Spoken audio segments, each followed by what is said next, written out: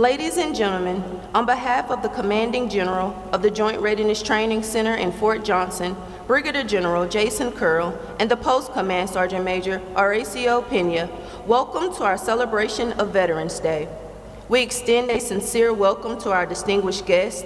Amongst our distinguished guests for today's ceremony are Ms. Whitney Lambright, Speaker Mike Johnson's office, Mr. Woody Daigle, Senator John Kennedy's office, Ms. Donna Howe, and Mr. Dane Goodry, Congressman Juliet Letlow's office, Mr. Logan Morris, Civilian Aide to the Secretary of the Army, Mayor Keith Lewing, Anacoco, Mr. Philip Hunt, Mayor Pro Temp, Leesville, members of the Leesville and DeRidder City Councils.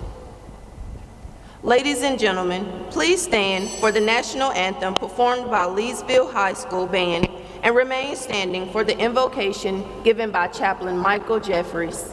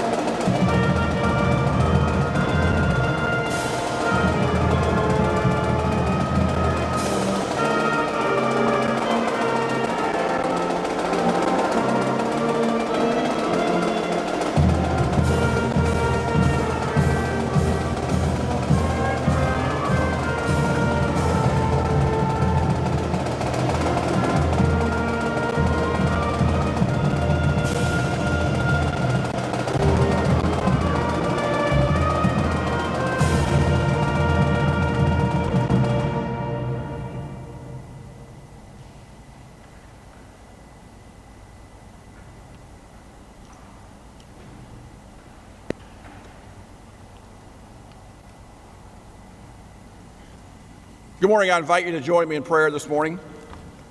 Heavenly Father, we pause this morning to recognize and honor our veterans and to hold true to our sacred promise to them and their families, that their sacrifice will always be remembered and honored by the nation. They stood faithfully as America's guardians, protectors of our Constitution, values, and our people. We ask for your divine blessing to rest upon them, and we as a nation pledge to ever be true to them. True to those who have entered into eternal rest, those present here today, and to those who are missing in action, we will never stop searching for you. Lord, words fall short in expressing our gratitude to our veterans. Strengthen us to express in word and action the depth of our love and gratitude to them. We also remember the families of our veterans, thankful for their sacrifice, the missed holidays, lonely nights, and the ability to create memories around the world while serving the nation. Lord, we pray for peace and look forward to the day when we no longer need to study and learn the way of war. Until that day, strengthen our bodies to stand guard, enlighten our minds with wisdom, and fortify our souls to persevere in the face of adversity. God bless the men and women who serve and serve our nation, and God bless the United States of America. Amen. Please be seated. Ladies and gentlemen, now we will hear a poem by Cadet Lieutenant Colonel Jillian Huff from Leesville High School, ROTC.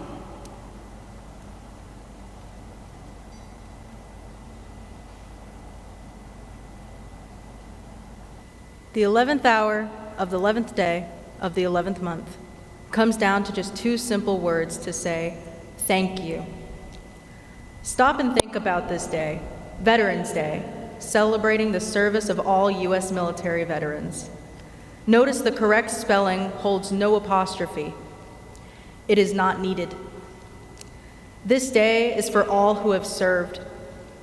Look around you and see that gentleman over there with a hat that says USMC, the woman with a t-shirt that says Navy, your coworker whose son or daughter was in the Army, the pilot who just flew you in, his ring says Air Force, the car in the parking lot that says Coast Guard.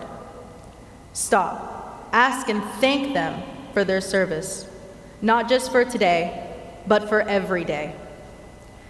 To the veterans of the past, thank you. To the veterans of the present, thank you. Because of you, we will remember to say thank you. To the veterans of the future, thank you.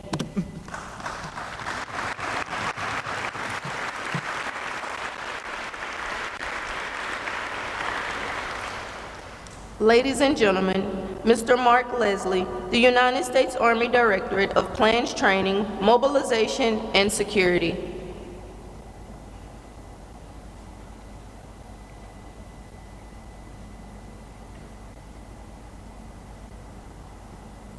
Thank you all for attending this event and the privilege to speak today.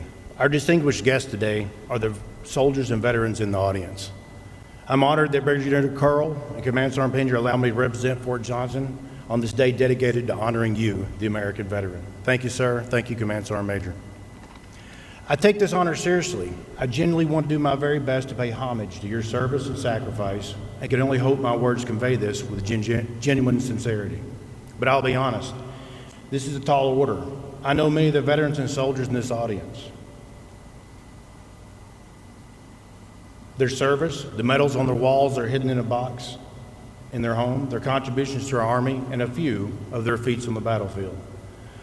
On this day, our nation pauses to remember that it is because of you and your willingness to do what others can't or won't that this nation is a shining beacon of hope in the world, the country others flock to and other countries emulate to be. Regardless of what anyone else says, without you, there will be no United States of America. You entered the most noble fraternity, club, brotherhood, gang, or whatever you want to call it the day you took the oath. You can't get out, it lasts a lifetime. It's a good club to be a part of. They save lives on and off the battlefield for life. What you have given this country is beyond the powers of mere mortals to repay. The sacrifice is hard to capture. For each it is different. Youth, innocence, limbs, sleep, family, for some an entire lifetime of service to the country with no regrets. To me, the real reward of military service are the friendships, bonds, and memories formed with those you get to make those memories with. When it comes to soldiers you work with, fight with, bleed with, and would die for, sacrifice is always a common virtue.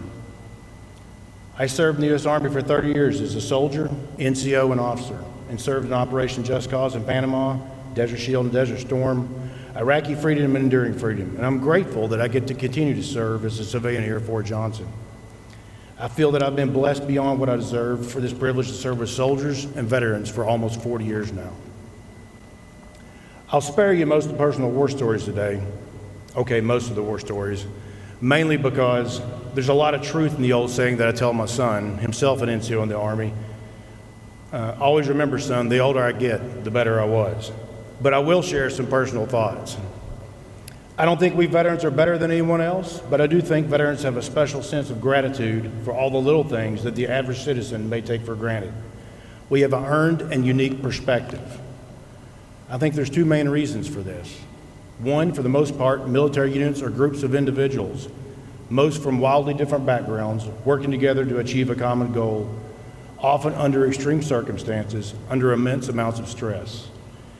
That kind of environment tends to form bonds that are unique and special. You'll see it when you see veterans meet up with one another they have not seen in years, and they can pick up a conversation right where they left off.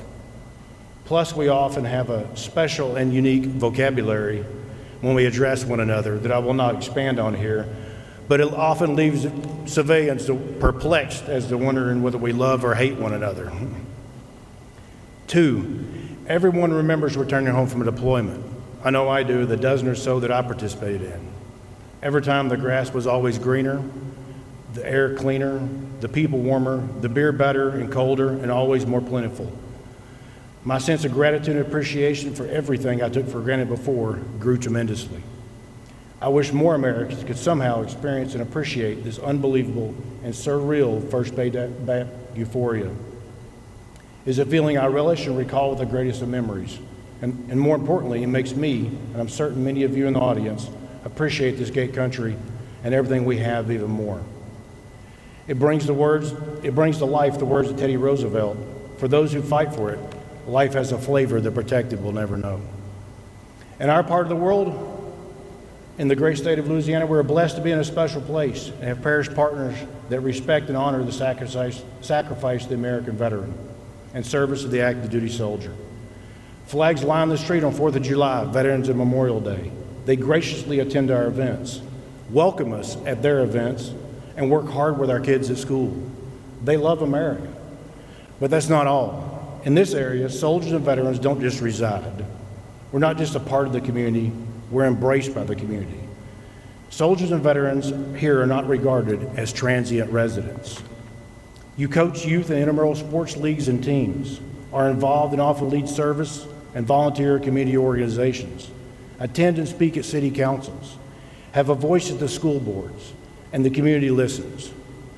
Veterans are this community. I can tell you, out of my 13 great duty stations, this one is the one I and many of you decided to stay in because of that sense of veteran community. To all of our partners, thank you for making this a place worth serving and working and living in. Thank you for making a home of heroes. I'm not one of the veterans that say all the heroes I know are dead, because they're not. I got to work with them every day in the Army for 30 years and still do right here at Fort Johnson. I'm confident many of you feel the same way. I'll admit, for a variety of reasons, I'm not normal. My colleagues and wife remind me of this every day. But one of those reasons is my heroes are not entertainers or athletes. My heroes are guys like Major Pat Fuller, my detachment commander in Desert Storm in a very special unit when I was an NCO. I wanted to be like him desperately. He was the epitome of a combat leader: fit, tough, smart, and no nonsense. Others like Sergeant Major Dennis Kaler, a Silver Star recipient and my best friend for over 30 years, and the absolute best soldier and trainer I've ever seen. Master Sergeant Steve Vigil, my team sergeant when I was a team leader advisor in Iraq, and who protected me from myself and hence likely jail time. Corporal Travis Brown, who at the expense of most of his left leg saved my life in combat. The Salvadors, Burns, Quiones, and the Zufals, and I could go on with countless others. I was privileged to see extraordinary circumstances turn these ordinary men into heroes. It is likely that none of you know their names, but I do, because I saw them do incredible things at great personal risk, not for money or fame, but because of and for each other. Everyone in this audience that has been there has their own list. I ask you on this day, recall that list and honor those names. I get to work with a host of distinguished veterans as well. One of the great things about Fort Johnson is that you never know who you're standing or sitting next to. The soldiers of the day may see us as weathered, bearded, gray-haired employees, well past their prime. And you'd be right.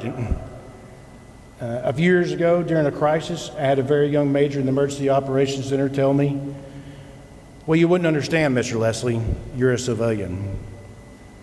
Uncharacteristically for me, I just smiled and left. I don't know what happened to that major. I never saw him again. I think my guys had a discussion with him. But I'd like to tell you about some of those just civilians. I see the history of our Army. I see Matt West, who knew me when I was a very young paratrooper and fellow Ranger instructor. I see Chuck Cannon, who was the NCO with at Fort Bragg generations ago. I see Kurt Mayfield, a Silver Star recipient. Dusty Andrews, who fought the silent Latin American wars in Special Forces. I see Ned Evans, Bobby Parks, and Matt Holler, Purple Heart recipients. Ron Seminarina and Chris Osmond, highly decorated and former Garrison Command Sergeant Majors. Shane Denning, a combat decorated helicopter pilot, and Ray Ragusa, my ATC Tower Chief, who humped the hills in Afghanistan during Operation Anaconda. That's just the highlight reel. Time does not allow me to tell you the hundreds working on this installation, but I could have filled this time slot telling you of them. I see the heart and soul of our military. I see competence, wisdom, sacrifice, and continued passion for our nation, or they would not be here. I was privileged to come in the Army in the mid-1980s. Our ranks were still full of Vietnam veterans. We watched them when they moved in the field and listened when they spoke. They had what we called back then been in the mouth of the lion, in the crucible of combat, and we wanted to know what they knew. Fast forward 20 years later, and it didn't take long for me to realize I was now the guy the younger guys were looking to, the one they were watching. I was the one with the star on my CIB. They expected me to know. I did my best to get it right, and regrettably, I didn't always do that, and I have to think about that daily. The current generation of soldier recognizes sacrifice and respects service just as we did. A few months ago, I was at the shop filling up on gas. A car rolled by, suddenly stopped and backed up. Two young guys in civilian clothes, obviously soldiers, one of them very large, got out of the vehicle and started walking my way. I automatically started thinking, what did I do to make this car mad on the way to work today? When one of the soldiers got up to me and asked me if this was my truck, when you're filling up on gas and somebody asks you that, a lot of thoughts come to your mind that you could reply with. But considering his size and his friend, my size and my age, I decided the appropriate answer was yes, this is my truck. I'm glad I did, because his next action was to stick out his hand and say, well, you must have earned the Purple Heart license plate. Thank you for your service, sir. I was shocked. He and his friend then began asking me questions. This was an awkward situation for me because it's not something I normally talk about. But I was genuinely impressed. It was two very young PFCs from 310. The point is, they respect sacrifice and want to hear your stories, veterans. On this Veterans Day, tell them. I encourage you to let your voices be heard, not with arrogance, but conveyed with a respect so that others can learn from and draw strength from your journey and what you have endured. Next Wednesday will be the 42nd anniversary of the dedication of the Vietnam Veterans Memorial in Washington, D.C. I thought it fitting that I share a personal message this year. On 30 August 1975, Saigon fell and South Vietnam ceased to exist. Tens of thousands of Vietnamese became boat people, fleeing Vietnam to escape the communists, many of them children orphans. My wife of over 30 years was among them. Her journey is horrific in itself. She has vivid memories as a child of the war and the American soldier. She recalls the generosity, the kindness, and the protection the American soldier provided their village.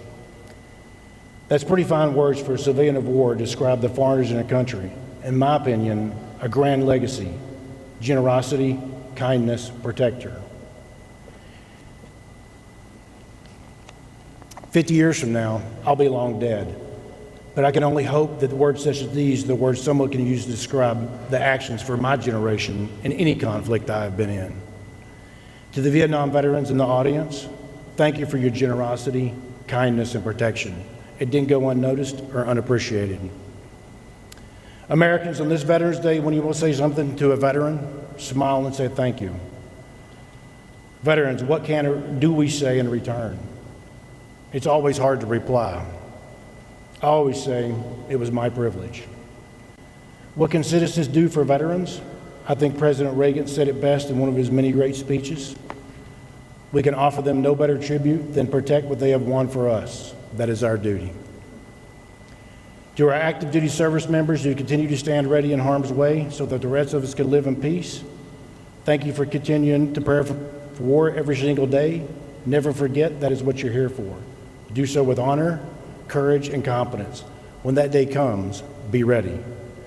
Thank you again for allowing me this privilege to represent all of you. Happy Veterans Day. God bless this great state, and God bless this nation.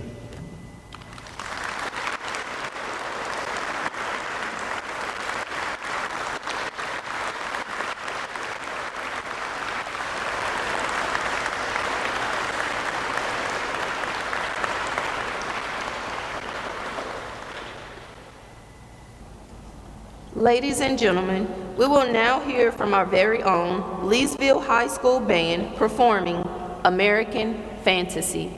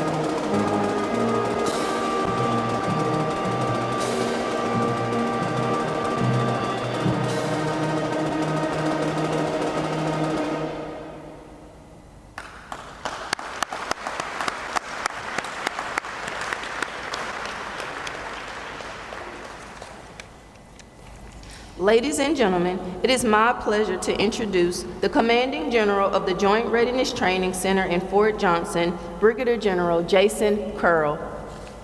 Ladies and gentlemen, all our aforementioned distinguished guests, and most importantly, our veterans. Welcome to the JRTC and Fort Johnson Veterans Day ceremony. Thank you, Mr. Mark Leslie, for sharing your words with us today. We must always provide platforms for our veterans, service members, and military families to share their stories, especially heroes like Mark Leslie. In doing so, we honor their voices, amplify their experiences, and let them know that we, as a nation, are listening. For nearly a century, we have observed Veterans Day on the anniversary of the armistice that ended the fighting along the Western Front in the First World War on November 11, 1918. In 1938, Congress made Armistice Day an official national holiday. In 1954, its name was changed to Veterans Day to honor all of our military veterans. Each year, we set aside this day across the country to celebrate and pay tribute to United States veterans for their devotion, patriotism, selfless service, and sacrifice.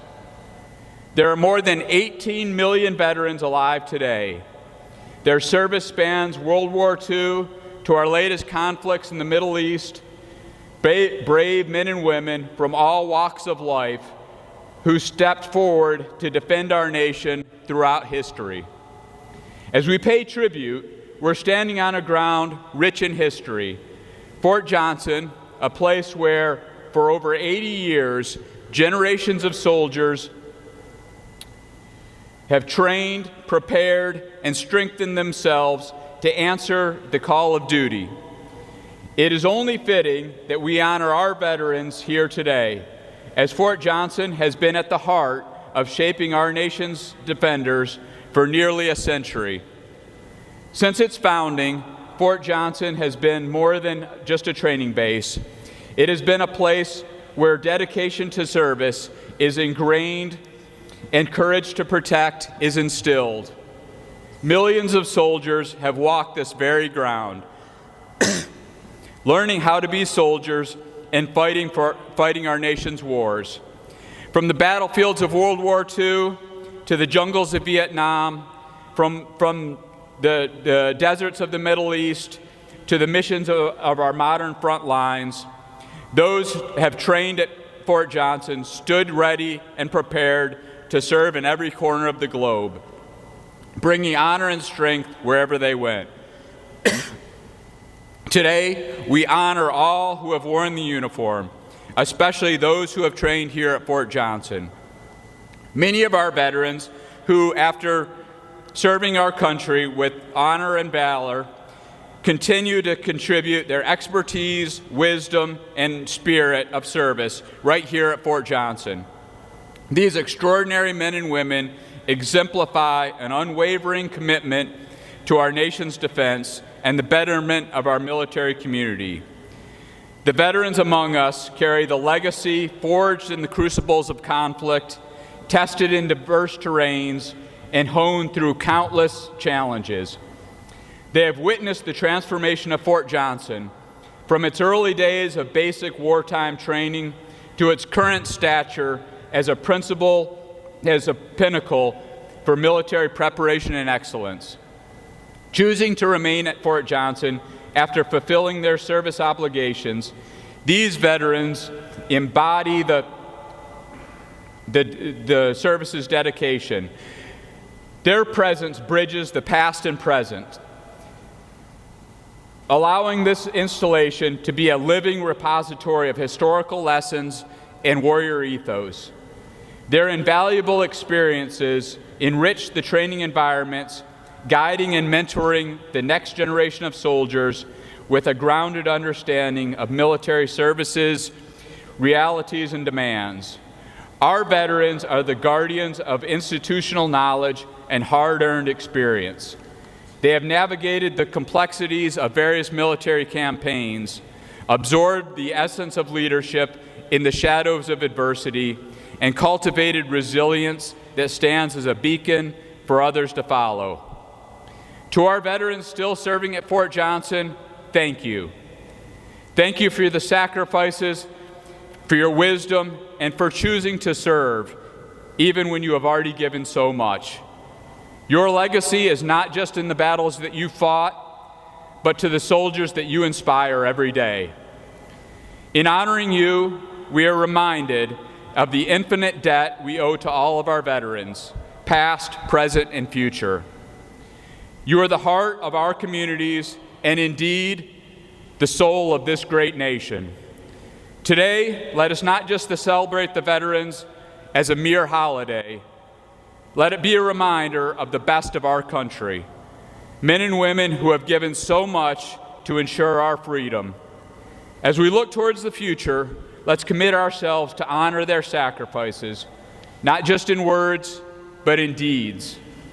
In the words of President Harry Truman, our debt to the heroic men and valiant women in the service of our country can never be repaid. They have earned our undying gratitude. God bless our veterans, and God bless the United States of America. All the way, forging the warrior spirit.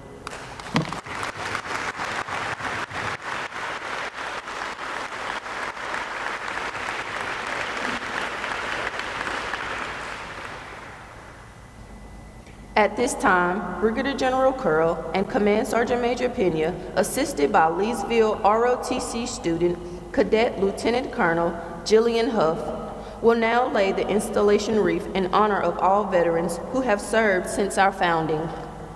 A nation of free people from New York to California and beyond are free and forever in your debt.